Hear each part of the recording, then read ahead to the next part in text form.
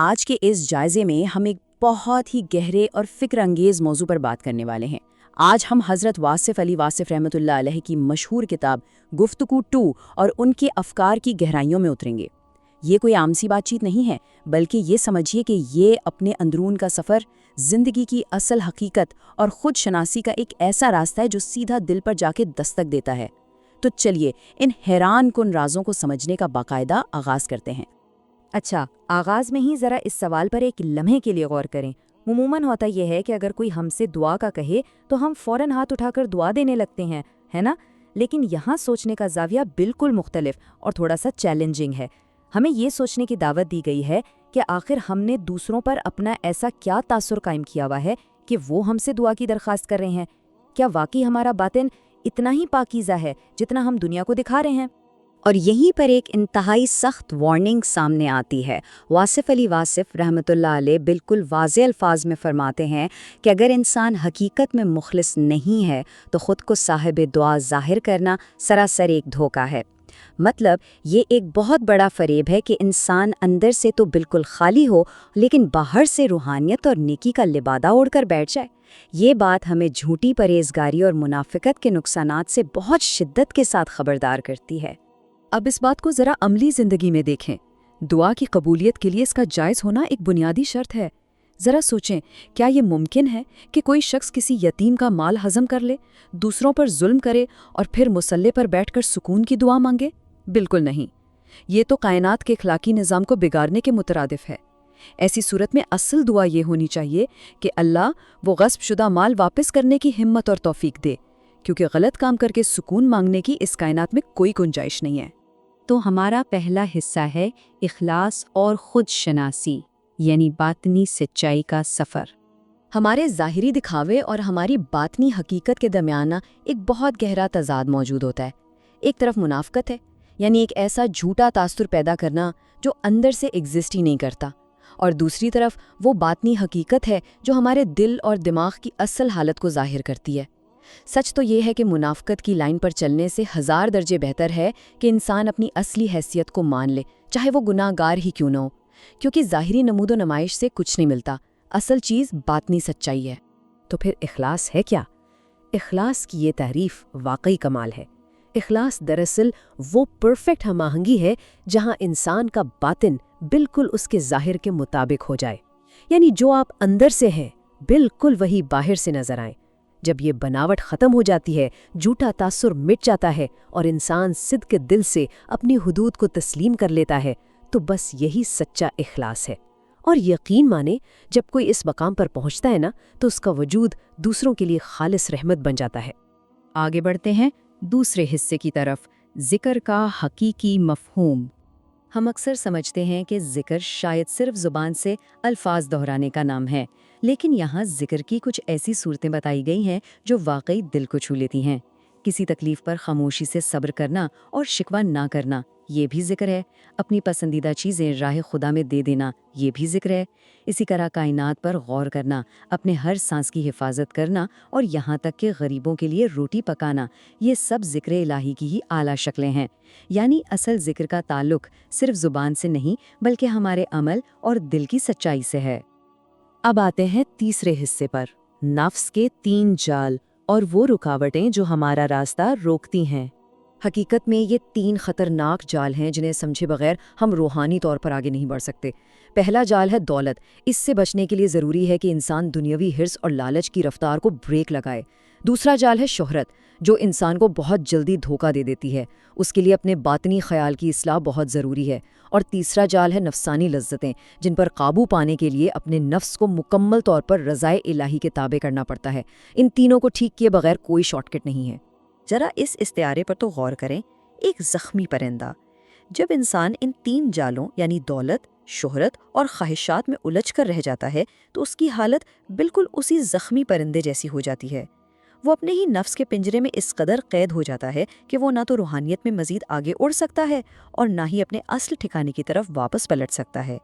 یہ روحانی مفلوج پن کی ایک لرزہ خیز تصویر ہے جو ہمیں بہت کچھ سوچنے پر مجبور کرتی ہے۔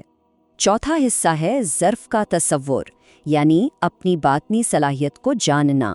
مگر یہ ظرف آخر ہے کس بلا کا نام؟ دیکھیں، کائنات کے راز ہر کسی کے سامنے نہیں کھلتے۔ یہ راز تبھی آشکار ہوتے ہیں جب آپ کے اندر انہیں برداشت کرنے اور سمجھنے کی صلاحیت یعنی ظرف موجود ہو۔ اور مزے کی بات یہ ہے کہ اس ظرف کو پانے کا آغاز صرف اور صرف خود شناسی سے ہوتا ہے۔ جب تک انسان اپنے وجود اور اپنی حقیقت کو نہیں پہچانے گا، کائنات کے راز اس پر کبھی نہیں کھلیں گے۔ خام مٹی اور سونے کی اس مثال کو ہی دیکھ لیں، کتنی شاندار بات ہے۔ جیسے خام مٹی میں چھپا ہوا سونا تب تک خالص ہو کر نہیں چمکتا جب تک وہ بھٹی کی انتہائی شدید تپش سے نہ گزرے، بالکل اسی طرح انسان کو بھی اپنا ظرف بڑھانے کے لیے مشکلوں، اندرونی مجاہدے اور عاجزی کے پروسیس سے گزرنا پڑتا ہے۔ یہی وہ بھٹی ہے جو ہماری روح کو نکھارتی ہے اور اسے اس قابل بناتی ہے کہ وہ کائنات کے رازوں کو سنبھال سکے۔ اب چلتے ہیں 5ویں حصے کی جانب، مرنے سے پہلے مرنا۔ یہ وہ تصور ہے جو حقیقت کائنات کو پانے کا سب سے بنیادی اصول مانا جاتا ہے۔ اور یاد رکھیں، مرنے سے پہلے مرنا کسی جسمانی موت کا نام نہیں ہے، بالکل نہیں۔ یہ تو جیتے جی اپنی انا، اپنی مرضی اور اپنی تمام تر ذہنی حدود کو مکمل طور پر خدا کی رضا کے سپرد کر دینے کا نام ہے۔ یہ وہ سٹیٹ ہے جہاں آپ کا اپنا میں ختم ہو جاتا ہے۔ جب آپ اپنی مرضی کو فنا کر دیتے ہیں نا، تبھی جا کر اصل روحانی آزادی ملتی ہے۔ یہاں خیال کے پنجرے کا ذکر کیا گیا ہے۔ ہم انسان اکثر اپنی ہی چالاکیوں اور اپنی ہی سوچ کے جال میں بری طرح پھنسے رہتے ہیں۔ اگر ہمیں اصل حقیقت کو پانا ہے تو اس دماغی قید، اس انا کے پنجرے سے فرار ہونا بہت لازمی ہے۔ ہمیں اپنی تدبیروں کا سہارا چھوڑ کر خود کو تسلیم و رضا کے حوالے کرنا پڑتا ہے، تبھی جا کر دل پر اصل سچائیاں نازل ہونا شروع ہوتی ہیں۔ اور اب ہمارا چھٹا اور آخری حصہ، زندگی، موت اور انا۔ زندگی کے اس پورے تسلسل کو دیکھیں۔ یہاں ایک بہت ہی حیران کن نظریہ پیش کیا گیا ہے جسے ہم روزمرہ کی موت کہہ سکتے ہیں۔ موت کوئی اچانک آ جانے والا خوفناک انجام نہیں ہے، بلکہ یہ ایک مسلسل عمل ہے۔ ذرا سوچیں، جب بچپن ختم ہوتا ہے تو وہ بچپن کی موت ہی تو ہے، جس کے فوراً بعد جوانی شروع ہو جاتی ہے، پھر جوانی مرتی ہے تو بڑھاپا آ جاتا ہے۔ گویا ہم آخری سانس سے پہلے بھی کئی بار مرتے ہیں اور ایک نئی شکل میں جیتے ہیں۔ یہ کوئی ڈراؤنا اختتام نہیں ہے، بلکہ ایک نیچرل ٹرانزیشن ہے۔ تو پھر یہ جسمانی موت کیا ہے؟ جسمانی موت اصل میں زندگی کا خاتمہ نہیں ہے، بلکہ یہ صرف نام اور وقت کی تبدیلی ہے۔ بالکل ویسے ہی جیسے لکڑی سے ایک میز بن جائے، نام بدل گیا، شکل بدل گئی، لیکن وجود باقی ہے۔ اس کے مقابلے میں ذرا سوچیں کہ حقیقی موت کیا ہے۔ حقیقی موت وہ ہے جب کوئی انسان دوسروں کے دلوں سے مکمل طور پر فراموش ہو جائے، یادوں سے مٹ جانا۔ اصل موت تو یہ ہے۔ آج کے اس جائزے کے بالکل اختتام پر یہ ایک بہت ہی چھپتا ہوا سوال ہمارے سامنے آتا ہے۔ کیا واقعی ہمارا کردار، ہمارا اخلاص اور ہمارے اعمال ہمیں دوسروں کے دلوں میں زندہ رکھنے کے قابل ہیں؟ کیونکہ اگر اصل زندگی وہ ہے جو جسمانی موت کے بعد بھی ذکر خیر کی صورت میں باقی رہے، تو پھر آج، ابھی یہ سوچنے کا وقت ہے کہ ہم اپنے پیچھے کیا چھوڑ کر جا رہے ہیں۔ کیا ہم واقعی ایک سچی اور مخلصانہ زندگی گزار رہے ہیں یا بس ایک دکھاوے کا جال بن رہے ہیں؟ یہ وہ سوال ہے جس کا جواب ہمیں اپنے ہی اندرون کے آئینے میں تلاش کرنا ہوگا۔ کائنات کے یہ پوشیدہ راز آخر کیسے دریافت کیے جا سکتے ہیں؟ ہم عموماً کیا کرتے ہیں؟ ہم ان رازوں کو باہر تلاش کرتے ہیں، ستاروں میں، سمندروں کی گہرائیوں میں یا پھر جدید لیبارٹریز میں۔ لیکن ذرا ایک بالکل نئے اور حیران کن نقطہ نظر پر غور کریں۔ ان تعلیمات کے مطابق کائنات کو حقیقی معنوں میں سمجھنے کے لیے ہمیں باہر کی دنیا میں بھٹکنے کی ضرورت ہی نہیں ہے، بلکہ سارا کائناتی راز تو انسان کے اپنے وجود کے اندر پوشیدہ ہے۔ ہمیں بس اپنے اندر جھانکنا ہے۔ اب ہم اس جائزے کے پہلے حصے کی طرف بڑھتے ہیں، نفس کے 3 بڑے خطرات یعنی بیرونی دنیا کے دھوکے۔ آئیے دیکھتے ہیں کہ وہ کون سی سطحی خواہشات ہیں جو انسان کو بری طرح اپنے جال میں پھنسا لیتی ہیں۔ ان ذرائع میں روحانی ترقی کی راہ میں جن 3 بڑے خطرات کا ذکر ہے نا، وہ ہیں دولت، شہرت اور لذت وجود، یعنی اپنے نفس کے بے لگام خواہشات۔ اسے ایک زخمی پرندے کی بڑی طاقتور تشبیہ سے سمجھایا گیا ہے۔ ذرا تصور کریں، ایک ایسا پرندہ جسے آسمانوں کی بلندیوں پر اڑنا تھا، لیکن دنیاوی خواہشات کے بوجھ نے اسے زمین پر گرا دیا ہے۔ اب اگر ان تینوں کو یعنی دولت، شہرت اور نفسانی لذتوں کو اللہ کی رضا کے تابع نہ کیا جائے تو انسان کی روح بالکل اس زخمی پرندے جیسی ہو جاتی ہے، جو نہ تو اڑ سکتا ہے اور نہ ہی اپنے اصل ٹھکانے پر واپس جا سکتا ہے۔ یہ وہ جال ہیں جو ہمیں ہماری اصل منزل سے بہت دور کر دیتے ہیں۔ اس کے بعد جو اگلا مرحلہ ہے وہ ہے دعا اور منافقت کا پردہ۔ ذرائع میں دعا کو دکھاوے کے طور پر استعمال کرنے کے خلاف بہت سخت انتباہ موجود ہے۔ یہ ایک ایسا پہلو ہے جس پر واقعی بہت کم بات کی جاتی ہے۔ دیکھیں، ظاہری دکھاوے اور حقیقی دعا میں زمین آسمان کا فرق ہے۔ ایک طرف وہ منافقت ہے جہاں انسان بس معاشرے کے سامنے ایک اداکاری کر رہا ہوتا ہے۔ وہ دعا کو شہرت کے لیے استعمال کرتا ہے تاکہ لوگوں سے ایک نیک، پرہیزگار یا صاحب دعا مان لیں۔ یہ تو ایک بہت بڑا روحانی فریب ہے۔ اور دوسری طرف سچی اور خالص دعا ہے جس کی بنیاد صرف اور صرف اللہ پر کامل توکل ہے۔ اور اس میں سب سے اہم بات یہ ہے کہ سچی دعا کبھی دوسروں کے حقوق پامال نہیں کرتی۔ یہ تو خاموشی سے مانگی جانے والی وہ التجا ہے جو صرف خالق اور مخلوق کے درمیان رہتی ہے۔ اسی لیے ایک بڑی سخت وارننگ دی گئی ہے۔ یہ میری وارننگ ہے کہ ایسا نہ ہو کہ تم مشہور کر دو کہ تم دعا کرتے ہو۔ سچی بات ہے، یہ جملہ انسان کو ہلا کر رکھ دیتا ہے۔ ذرا اس کی گہرائی پر غور کریں۔ دعا جیسے مقدس عمل کو اپنی انا کی تسکین یا دنیاوی شہرت کے لیے استعمال کرنا کتنا بڑا روحانی خطرہ ہے۔ جب ہم اپنی عبادت کا ہی اشتہار لگا دیں تو اس کی اصل روح تو وہی ختم ہو گئی۔ یہ سراسر دھوکہ ہے اور ہمیں ہر حال میں اس سے بچنا چاہیے۔ اب ہم باطنی دنیا کے سفر پر بات کرتے ہیں۔ خود شناسی اور حقیقی اخلاص۔ کائنات کے رازوں کو کھولنے کے لیے انسان کو اسی گہرے اور مشکل سفر پر نکلنا پڑتا ہے۔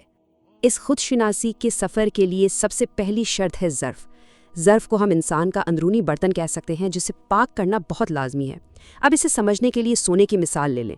سونا مٹی اور پتھروں کے اندر ایک راز کی طرح چھپا ہوتا ہے اور اس خام حالت میں اس کی کوئی چمک نہیں ہوتی، لیکن جب اسے بھٹی کی تیز اور پگھلا دینے والی آگ میں ڈالا جاتا ہے تب جا کر اس کی ساری ملاوٹ جل کر راکھ ہوتی ہے اور خالص سونا نکھر کر سامنے آتا ہے۔ بالکل اسی طرح الہی رازوں کو سمجھنے کے لیے انسان کے ظرف کو بھی آزمائشوں، تکلیفوں اور عاجزی کی بھٹی سے گزرنا پڑتا ہے تاکہ اندر سے سب کچھ شفاف ہو جائے۔ اور پھر بات آتی ہے اخلاص کی۔ سچے اخلاص کی تعریف واقعی بہت دلچسپ اور حیران کن ہے۔ ہم عموماً سوچتے ہیں کہ بس نیک نیتی کا نام اخلاص ہے، لیکن نہیں، یہاں اخلاص وہ حالت ہے جہاں انسان کی اندرونی حقیقت اور بیرونی دکھاوا بالکل 100% ایک جیسے ہو جائیں۔ مطلب جو کچھ دل میں ہے ہو بہو وہی چہرے پر اور رویے میں ہو۔ دل میں کچھ اور، زبان پر کچھ اور والا معاملہ بالکل ختم۔ منافقت اور بناوٹ کا یہ مکمل خاتمہ ہی دراصل اصل اخلاص ہے۔ انسان بالکل شیشے کی طرح آر پار نظر آنے لگے۔ اس سچائی کے معیار کو ایک اور زبردست قول سے سمجھایا گیا ہے۔ سچائی یہ ہے کہ جو ہو اسے چھپاؤ نہیں اور جو نہیں ہو اسے بیان نہ کرو۔ یہ ایک انتہائی گہرا فلسفہ ہے۔ یہ ہمیں سکھاتا ہے کہ انسان کو اپنے ساتھ اور سب سے بڑھ کر اپنے رب کے ساتھ بالکل شفاف ہونا چاہیے۔ کوئی بناوٹ نہیں، کوئی جھوٹا غرور نہیں، بس سادگی سے وہی پیش کریں جو آپ کی اصل حقیقت ہے۔ جو خامیاں ہیں انہیں مان لینا اور جو خوبیاں ہم میں نہیں ہیں ان کا جھوٹا دعویٰ نہ کرنا، بس یہی تو اصل سچائی ہے۔ اب آگے چلتے ہیں۔ احسان اور ذکر الہی یعنی روح کی وسعت۔ دیکھتے ہیں کہ ایک ایسا مخلص انسان جس کا باطن شفاف ہو چکا ہو وہ دنیا اور خالق کے ساتھ کیسے پیش آتا ہے۔ ہم جب بھی دنیا میں کوئی نیکی کرتے ہیں یا کسی کے کام آتے ہیں تو دل کے کسی کونے میں تھوڑی سی شکر گزاری کی امید ضرور ہوتی ہے، لیکن یہاں احسان کا تصور ہی بالکل بے لوث ہے۔ نیکی کرنا آپ کا کام ہے، صلہ دینا اللہ کا۔ جب کوئی واقعی احسان کرتا ہے تو وہ ایک یک طرفہ عمل ہوتا ہے۔ اس کا مقصد صرف خالق کو راضی کرنا ہوتا ہے، پھر چاہے دنیا شکر گزار ہو یا احسان فراموشی کرے۔ ایسا انسان کبھی مایوس نہیں ہوتا کیونکہ اسے معلوم ہے کہ احسان کا صلہ براہ راست اللہ کے پاس جمع ہو رہا ہے، اور اس سے بہتر صلہ کون دے سکتا ہے۔ اسی طرح ذکر الہی بھی کوئی رکا ہوا یا جامد عمل نہیں ہے، یہ تو ایک باقاعدہ سفر ہے۔ سب سے پہلے لسانی ذکر آتا ہے، یعنی زبان سے اللہ کو پکارنا، لیکن بات یہاں رکتی نہیں۔ دوسرا قدم ہے تفکر اور خاموشی، جہاں صبر اور کائنات پر غور و فکر کرنا ذکر کا ایک بہت اونچا درجہ بن جاتا ہے۔ یہاں خاموشی خود ایک عبادت ہے۔ اور پھر یہ شاندار سفر جا کر مکمل ہوتا ہے ماہویت پر، جہاں انسان وقت اور جگہ کی قید سے آزاد ہو کر اپنا آپ بھلا کر مکمل طور پر ذات باری تعالیٰ میں گم ہو جاتا ہے۔ اور اب ہم اس معلوماتی جائزے کے سب سے گہرے اور آخری حصے میں داخل ہو رہے ہیں، حیات، ممات اور فنائیت، وہ حقیقت جو ہر چیز سے ماورا ہے۔ یہ جو کہا جاتا ہے نا، فنا فی اللہ یا مرنے سے پہلے مرنا، یہ دراصل ہے کیا؟ ایک طوطے کی مثال لیتے ہیں۔ ایک طوطا جو ساری زندگی پنجرے میں قید رہا، وہ اسی پنجرے کو اپنی پوری دنیا سمجھتا ہے، لیکن جب وہ آزاد ہوتا ہے تب اسے سمجھ آتی ہے کہ اصل آسمان کتنا بڑا ہے۔ بالکل یہی حال انسان کا ہے۔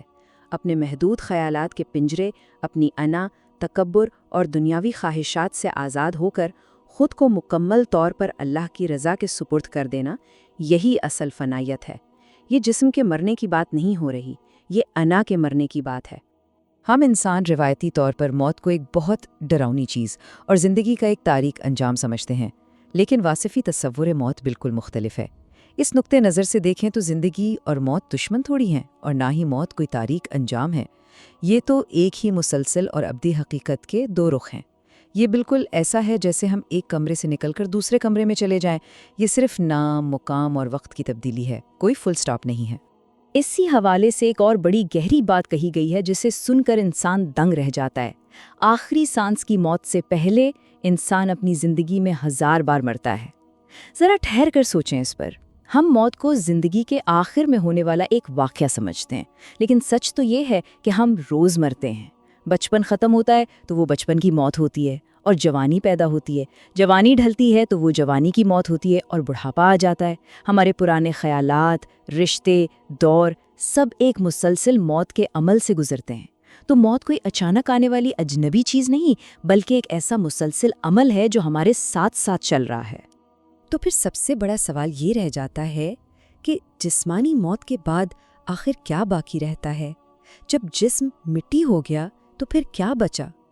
ان تعلیمات سے ہمیں یہ عظیم سبق ملتا ہے کہ اصل موت جسم کا ختم ہونا نہیں ہے، اصل موت تو لوگوں کے دلوں سے مکمل طور پر بھلا دیا جانا ہے۔ حقیقی زندگی وہ ہے جو جسمانی موت کے بعد بھی دوسروں کے دلوں میں ایک اچھی یاد بن کر محبت کے روپ میں ہمیشہ زندہ رہے، اور یہ وہ گہرا فلسفہ ہے جو یقیناً ہم سب کو بہت دیر تک سوچنے پر مجبور کر دے گا۔ انسان اربوں نوری سال دور جو کہکشائیں ہیں نا، مطلب ان کو تو اپنے فون کی اسکرین پر زوم کر کے دیکھ رہا ہے۔ ہاں بالکل، روز نئی تصویریں آ رہی ہوتی ہیں۔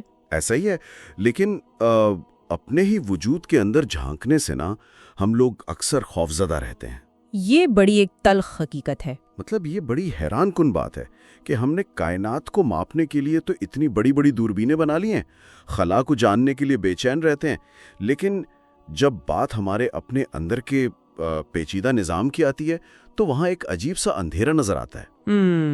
بالکل ایسا ہی ہے، اور ہم اس خاموشی کو نظر انداز کر کے نا باہر کی دنیا میں پناہ ڈھونڈتے ہیں۔ بالکل، ہم باہر کی وسعتوں کے تو ماہر بن گئے، لیکن اپنے اندر کے سفر سے بالکل کٹے ہوئے ہیں۔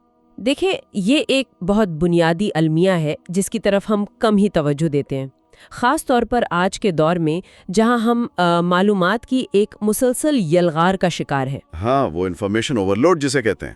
جی بالکل، ہر وقت کچھ نہ کچھ پڑھا جا رہا ہے، سنا جا رہا ہے، لیکن یہ تمام تر معلومات انسان کو وہ سکون فراہم نہیں کر رہی جس کی اسے شدت سے تلاش ہے۔ صحیح۔ اس کی بنیادی وجہ یہی ہے کہ علم جب تک باطن کو روشن نہ کرے، اندر کی گریں نہ کھولے، وہ محض ایک بوجھ بن کر رہ جاتا ہے۔ اور اس بوجھ سے پھر تھکاوٹ ہی ملتی ہے نا؟ بالکل، تھکاوٹ ملتی ہے، بصیرت نہیں۔ تو آج کے اس تفصیلی جائزے کا مقصد بھی اسی بوجھ کو کم کرنا اور ان الجھنوں کو سلجھانا ہے۔ ہمارے سامنے جو تحریریں موجود ہیں وہ حضرت واصف علی واصف رحمۃ اللہ علیہ کی معروف کتاب گفتگو 2 اور ان کے دیگر مضامین کا نچوڑ ہیں۔ جی، اور یہ کوئی عام روایتی فلسفہ نہیں ہے۔ بالکل نہیں، یہ وہ عملی حکمت ہے جو سیدھا دل پر دستک دیتی ہے۔ تو چلیں اس بات کی تہیں کھولتے ہیں اور سمجھتے ہیں کہ زندگی، موت، دعا اور کائنات کے اسرار کو جاننے کا آخر طریقہ کیا ہے۔ آغاز کرتے ہیں کائنات کے ان رازوں سے۔ اس تحریر میں ایک مقام پر یہ سوال اٹھایا گیا ہے کہ کائنات کے راز ہر کسی پر کیوں نہیں کھلتے، اور اس کا جواب انسان کے ظرف سے جوڑا گیا ہے۔ یہ ظرف کیا ہے؟ دیکھیں، ظرف کا یہ تصور ہی دراصل تمام روحانی منازل کی بنیاد ہے۔ جب ہم ظرف کی بات کرتے ہیں تو اس کا مطلب محض کچھ معلومات کو یاد رکھ لینا نہیں ہے۔ مطلب رٹا لگانا نہیں ہے؟ جی ہاں، رٹا نہیں بلکہ سچائی کو قبول کرنے اور اسے سہارنے کی اندرونی طاقت۔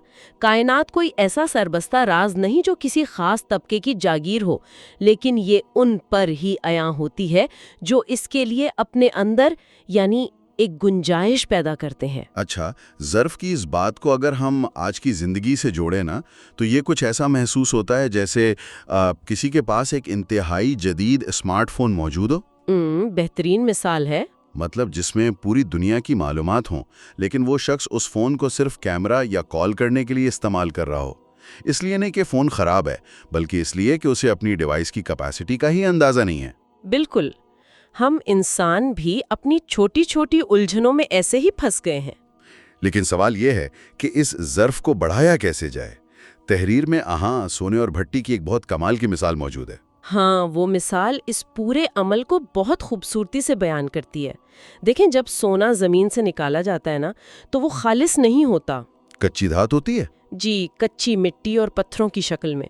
اس وقت اس میں کوئی چمک نہیں ہوتی، وہ ایک راز کی طرح اس مٹی میں چھپا ہوتا ہے۔ اب اگر کوئی کہے کہ یہ تو مٹی ہے، سونا کہاں ہے، تو وہ غلطی پر ہے۔ صحیح۔ اس سونے کو نکھارنے کے لیے اسے ایک انتہائی کٹھن داخلی عمل سے گزرنا پڑتا ہے، اور وہ ہے بھٹی کی تیز آگ۔ یہ آگ کرتی کیا ہے؟ یہ اس دھات کے اندر کی کثافتوں کو، ملاوٹ کو جلا دیتی ہے، اور پھر وہ خالص سونا سامنے آتا ہے۔ یہ تو سمجھ آ گیا کہ سونے کو بھٹی سے گزرنا ہے، لیکن انسان کے لیے بھٹی کیا ہے؟ انسان کے لیے یہ بھٹی دراصل عاجزی، انکساری اور اپنے نقاب اتارنے کا عمل ہے۔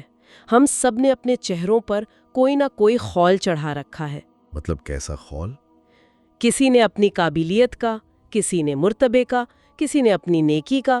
کائنات کے راز تب تک عیاں نہیں ہوتے جب تک انسان اپنے دل کے آئینے کو ان غلافوں سے صاف نہیں کر لیتا۔ یہی وہ بھٹی ہے۔ واہ، یہ بات سن کر تو ایسا لگتا ہے کہ اپنے دل کو صاف کرنا ایک انتہائی پرسکون راستہ ہے۔ لیکن ایک الجھن ہے جو مجھے تنگ کر رہی ہے۔ جی بتائیے۔ ہم سبھی تو سکون چاہتے ہیں نا، پھر ہم اس راستے سے اتنی جلدی بھٹک کیوں جاتے ہیں؟ کون سی ایسی چیزیں ہیں جو انسان کو اس بھٹی سے گزرنے سے روکتی ہیں؟ ماخذ میں اس کا بہت دو ٹوٹ تجزیہ کیا گیا ہے۔ ان کے مطابق انسان کے لیے بنیادی طور پر صرف 3 بڑے خطرات ہیں جو اسے منزل سے ہٹا دیتے ہیں۔ پہلا خطرہ ہے دولت، دوسرا ہے شہرت، اور تیسرا ہے لذت وجود نفس۔ یعنی اپنی نفسانی خواہشات؟ جی، اپنی انا اور خواہشات کی ہر قیمت پر تکمیل۔ جب انسان ان 3 چیزوں کی اندھی دوڑ میں شامل ہوتا ہے تو دھیان باطن سے ہٹ کر ظاہر پر چلا جاتا ہے۔ اچھا، یہاں میں تھوڑا سا رک کر اس نقطے پر ایک کاؤنٹر سوال کرنا چاہوں گی۔ جی ضرور۔ یہ فلسفہ سننے میں تو بہت مسحور کن لگتا ہے، لیکن ہم غاروں میں تو نہیں رہتے۔ آج کے دور کی تلخ حقیقتیں ہیں، مہنگائی ہے، ذمہ داریاں ہیں۔ ایک انسان کو باعزت زندگی گزارنے کے لیے دولت اور تھوڑی بہت پہچان تو چاہیے نا۔ کیا انسان سب کچھ چھوڑ دے؟ نہیں، یہ ایک بہت اہم نقطہ ہے جو عموماً روحانی باتوں میں غلط فہمی پیدا کرتا ہے۔ اگر ہم ان تحریروں کو غور سے پڑھیں تو کہیں بھی ترک دنیا کا سبق نہیں دیا گیا۔ اچھا۔ اصل مسئلہ دولت کا ہونا یا پہچان ملنا نہیں ہے، بلکہ مسئلہ اس کی حرص اور اندھی ہوس ہے۔ مصنف نے اس کا ایک بہت عملی حل بتایا ہے، اور وہ یہ ہے کہ ان خواہشات کو چھوڑنا نہیں بلکہ ان کی رفتار دھیمی کرنی ہے۔ رفتار دھیمی کرنی ہے؟ ہاں، اور ان تینوں چیزوں کو یعنی دولت، شہرت اور لذت کو کلمہ پڑھا دیا جائے۔ خواہشات کو کلمہ پڑھانے سے کیا مراد ہے؟ یہ ظاہری طور پر تو ایک استعارہ لگتا ہے ہمیں۔ اس کا عملی مطلب یہ ہے کہ اپنی دولت اور شہرت کو ایک اعلیٰ مقصد کے تابع کر دیا جائے۔ آپ محنت کریں، دولت کمائیں، لیکن دیانت داری سے، کسی کا حق مار کر نہ آئے اور ضرورت مندوں کا حصہ بھی نکلے۔ صحیح۔ اور شہرت ملے تو تکبر کے بجائے معاشرے کی بھلائی کے لیے استعمال کریں، اور اس سب کی بنیاد ایک ہی چیز پر ہے، اور وہ ہے اخلاص یعنی سنسیئرٹی۔ بالکل۔ اخلاص کا مطلب ہے کہ انسان کے قول اور فعل میں تضاد نہ رہے۔ جو کیفیت اندر ہو وہی باہر ہو۔ اگر آپ اندر سے مفاد پرست ہیں تو باہر سے ہمدردی کا لبادہ نہ اوڑھیں۔ منافقت ہی وہ زہر ہے۔ یہ بات بہت وزن رکھتی ہے۔ یعنی جب انسان اندر اور باہر سے ایک ہو جاتا ہے تو وہ ایک خاص کیفیت میں داخل ہوتا ہے جس کا ذکر ذرائع میں بہت آیا ہے، یعنی مرنے سے پہلے مرنا۔ جی، جسے فنا فی اللہ بھی کہا جاتا ہے۔ ہاں، اور یہاں بات واقعی بہت دلچسپ ہو جاتی ہے۔ اس کو سمجھانے کے لیے جو طوطے والی کہانی ہے نا، وہ کمال ہے۔ وہ خیال کے پنجرے سے آزادی والی بات کیا ہے، ذرا وہ بتائیں۔ وہ مولانا روم کی تمثیل ہے۔ ہوتا یہ ہے کہ ایک تاجر کے پاس پنجرے میں قید ایک بہت خوبصورت طوطا تھا۔ جب تاجر ہندوستان جانے لگا تو اس نے طوطے سے پوچھا کہ تمہاری برادری کے لیے کوئی پیغام ہے؟ ہاں، آزاد طوطوں کے لیے۔ جی، طوطے نے کہا کہ انہیں میرا سلام کہنا اور بتانا کہ میں قید میں کس حال میں ہوں۔ تاجر نے جب جنگل میں جا کر وہ پیغام ان آزاد طوطوں کو دیا تو ان میں سے ایک طوطا اچانک درخت سے گرا اور مر گیا۔ تاجر تو ڈر گیا ہوگا کہ یہ کیا ہو گیا۔ بالکل، اسے بہت افسوس ہوا، لیکن جب وہ واپس آتا ہے تو کہانی میں اصل موڑ آتا ہے۔ ہاں، وہ جب آ کر اپنے طوطے کو بتاتا ہے۔ جی، تاجر نے آ کر بتایا کہ تمہارا پیغام سن کر ایک ساتھی مر گیا، تو اس قید طوطے نے جیسے ہی یہ سنا وہ بھی پنجرے میں گر کر مر گیا۔ تاجر نے روتے ہوئے پنجرا کھول کر اسے باہر پھینک دیا۔ اور پھر وہ اڑ گیا۔ جیسے ہی وہ باہر گرا، پھڑ پھڑا کر اڑ گیا۔ اس نے بتایا کہ میرے اس ساتھی نے جان نہیں دی تھی، اس نے مجھے ایک عملی پیغام بھیجا تھا کہ اگر پنجرے سے نکلنا ہے تو مرنے کا روپ دھارن کرنا ہوگا۔ کیا کمال بات ہے! مطلب جب تک تم اپنی قابلیت یا اپنی انا کے پنجرے میں قید ہو، آزاد نہیں ہو سکتے۔ مرنے سے پہلے مرنے کا مطلب یہ ہے کہ ہم اپنی اس نام نہاد ہوشیاری کو مار دیں جسے ہم کاریگری سمجھتے ہیں۔ بالکل، جب انسان اپنی چالاکیاں بند کر کے خود کو خالق کے حوالے کرتا ہے تو وہ اس خیال کے پنجرے سے اڑان بھر لیتا ہے۔ لیکن یہاں ایک اور پیچیدگی بھی ہے۔ وہ کیا؟ جب انسان تھوڑا آگے بڑھتا ہے، دنیاوی خواہشات قابو کر لیتا ہے، تو ایک نیا خطرہ منتظر ہوتا ہے، وہ ہے روحانی تکبر۔ اوہ، مطلب بندہ سمجھے کہ میں بہت نیک ہو گیا ہوں۔ بالکل، اور تحریر میں اس پر ایک انتہائی سخت انتباہ موجود ہے، وہ ہے جھوٹے طور پر خود کو صاحب دعا سمجھ لینا۔ یہ تو بہت عام ہے ہمارے یہاں۔ 2 نفل پڑھ کر لوگ سمجھتے ہیں وہ پہنچے ہوئے بزرگ بن گئے ہیں۔ جی، مصنف نے سختی سے منع کیا ہے کہ کبھی بھی اپنی نیکی کا ایسا جھوٹا امپریشن قائم نہ کریں جو حقیقت میں ہے ہی نہیں۔ وہ فرماتے ہیں کہ اگر کوئی آپ کے پاس دعا کے لیے آئے تو فخر کرنے کے بجائے خوفزدہ ہو جائیں۔ خوفزدہ کیوں؟ یہ سوچ کر کہ آپ نے کیا ایسا جھوٹا گیٹ اپ بنایا ہوا ہے کہ لوگ آپ کی اصلیت نہیں دیکھ پا رہے ہیں۔ اگر آپ اندر سے اتنے پاک نہیں ہیں جتنا وہ سائل سمجھ رہا ہے تو یہ ایک بہت بڑا روحانی فراڈ ہے۔ یہ بات واقعی ہلا دینے والی ہے، اور دعا کے حوالے سے مجھے وہ بات بھی یاد آ رہی ہے جو ہم اکثر ناجائز دعائیں بھی تو کرتے ہیں نا۔ جی بالکل۔ ماکس میں وہ مثال تھی کہ اگر کوئی کسی کا مال مار لے اور پھر مصلے پر بیٹھ کر اللہ سے رحم کی دعا کرے تو یہ بڑی غلط بات ہے۔ یہ تو نظام عدل کا مذاق ہے۔ یہی وہ نقطہ ہے جہاں حقوق العباد آتے ہیں۔ ہم نے سوچ لیا ہے کہ بندوں پر ظلم کریں گے اور اللہ سے رو کر معافی مانگ لیں گے، لیکن اگر کسی کا حق پامال ہو رہا ہے تو وہ دعا کوئی عبادت نہیں، ایک پردہ پوشی ہے۔ تو پھر ظالم کے لیے دعا کیسے کی جائے؟ درد اٹھے کہ وہ راتوں کو سو نہ سکے اور مجبور ہو کر چھینا ہوا مال واپس کر دے۔ پیٹ کے درد کی دعا، مطلب دعا میں بھی دیکھنا ہے کہ کسی بے گناہ کا نقصان تو نہیں ہو رہا۔ بالکل ایسا ہی ہے۔